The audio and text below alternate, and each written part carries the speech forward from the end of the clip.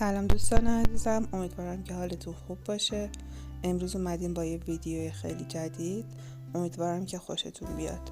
خب شروع میکنیم. قسمت بالای سر رو از 8 ابرو جدا میکنیم و یک بافت ستایی ساده ولی از زیر شروع به زدن میکنیم و از هر طرف با شونه جدا میکنیم و به مو اضافه میکنیم، ولی توجه کنید که باید حتما از زیر مو اضافه کنید به بافتی که داره انجام میشه.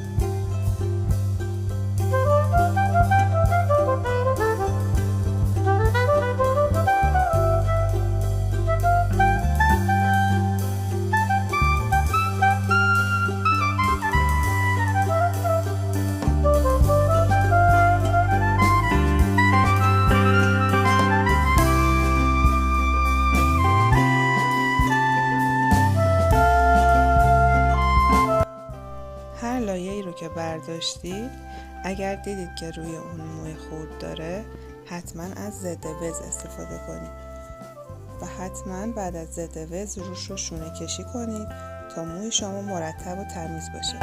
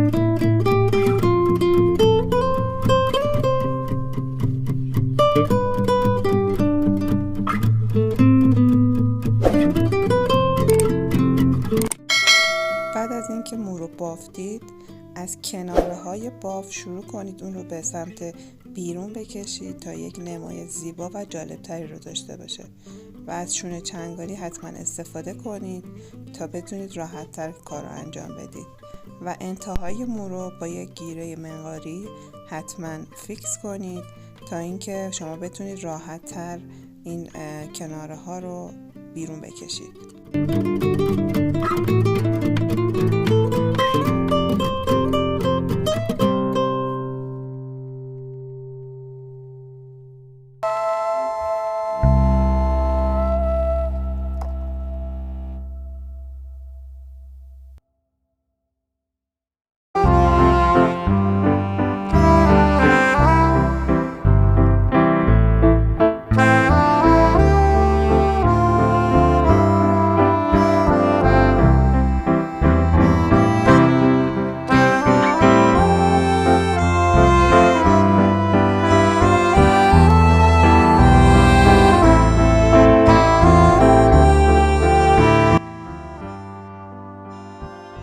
بعد از اینکه کناره های باف رو بیرون کشیدید، از گیره های حرفه‌ای استفاده کنید تا لبه های برجسته اون رو به کف سر بچسبونید و بعد از اون از یک فیکساتور استفاده کنید تا کار شما ثابت بشه.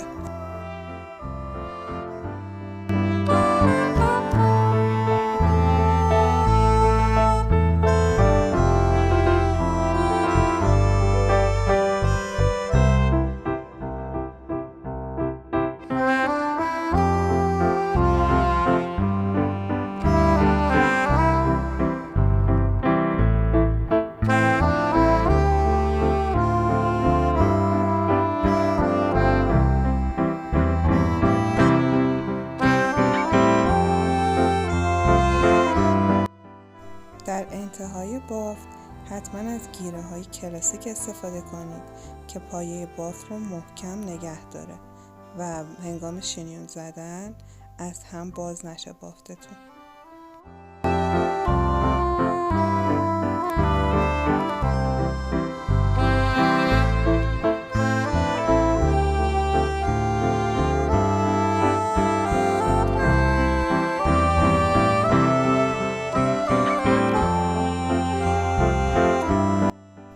قسمت دوم رو هم از هشت ابرو جدا میکنیم و به حالت پیچ روی همدیگه میذاریم و برای قسمت بعدیش از پایین تر از اون دسته قبلی مو رو جدا میکنیم و به اون پیچ اضافه میکنیم.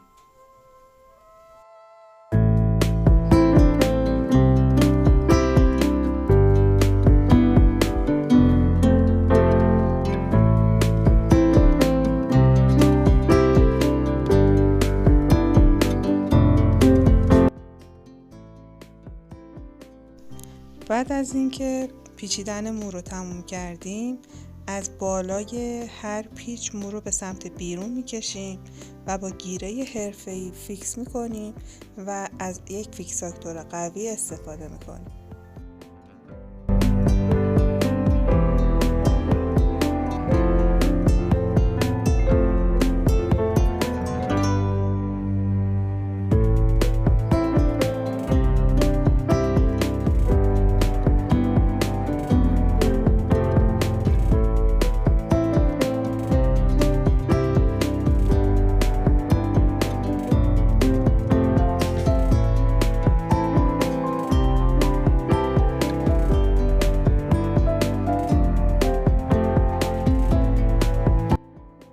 بعد از پایان این قسمت شروع میکنیم مو خورده های مو رو با استفاده از آنتی وز یا ضد وز مو رو میگیریم و بعد گیره حرفه‌ای رو داخل موها میذاریم تا موها به سمت کف سر هدایت بشن.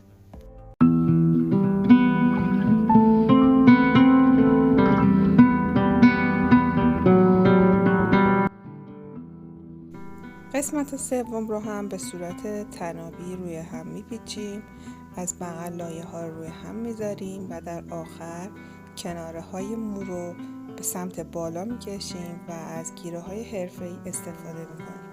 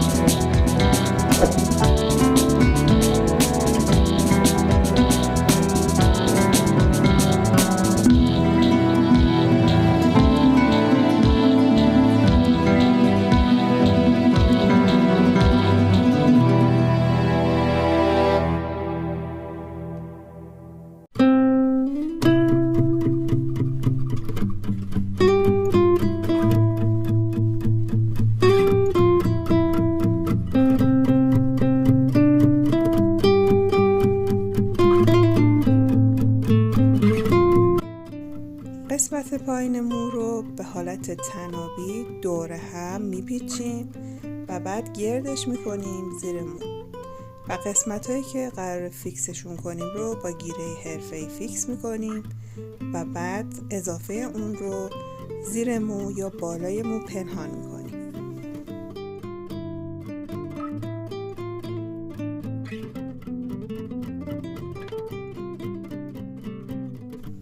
دوستان عزیزم ممنون میشم کانال من سابسکرایب کنید، زنگوله کنارش هم حتما بزنید، با لایک و کامنتاتون به من انرژی بدید تا بتونم براتون ویدیوهای بیشتری رو بدم. حالا شروع میکنیم قسمت هایی رو که به صورت طناب پیچ شده رو یکم با دست حالت میدیم، بیرون میکشیم تا شکل زیباتری رو به خودش بگیره.